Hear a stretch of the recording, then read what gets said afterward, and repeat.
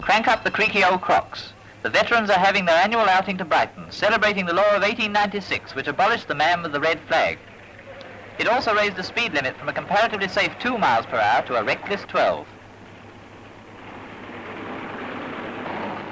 K-Don driving number 25 shows what can be done with the Brooklands model of yesteryear.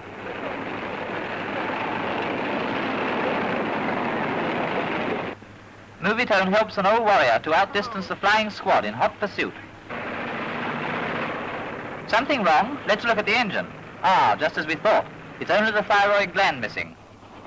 The original Flying Scotsman being given full throttle. Crossing the bar in the teeth of a stiff nor'easter.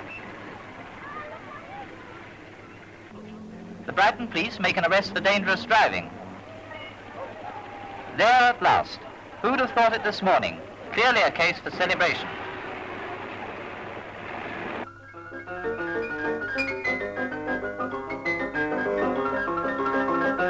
The Veteran Car Rally has been making its annual run to Brighton since 1896, the year that Lord Winchelsea tore to shreds the red flag that enforced a speed limit of no more than 4 miles per hour.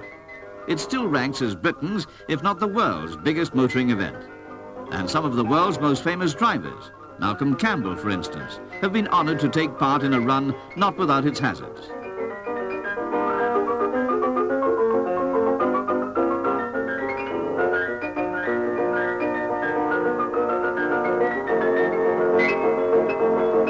The Brighton Run is still an amateur event in the strictest sense of the term, and as such, embodies something of Britain's traditional values and way of life in an increasingly commercialised world.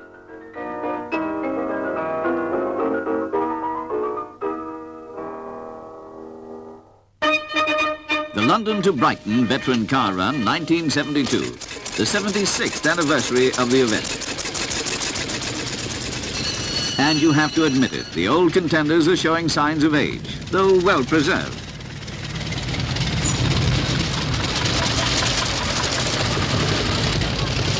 Even so, a record 250 veterans roar away from the starting line, undaunted by wind and rain and all the dangers ahead. Westminster Bridge and only 50 miles to go. A Wolsey 1902.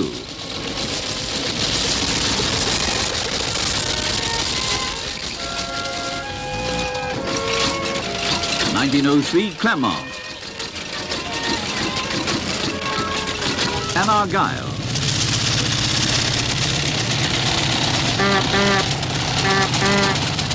And a Mercedes. A 1903 Daimler driven by Lord Montagu.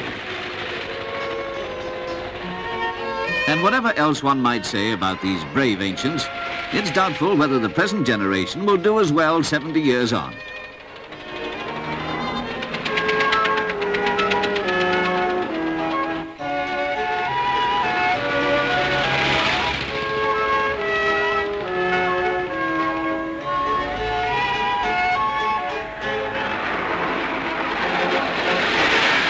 Only 15 out of the 250 starters failed to finish.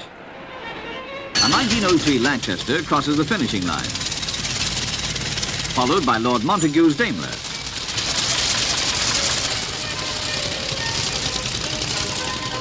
Graham Hill admitted to having to clean the plugs and stop for petrol, but as he said, they didn't crash. His distinguished passenger, Dora Bryant. Now for next year's rally.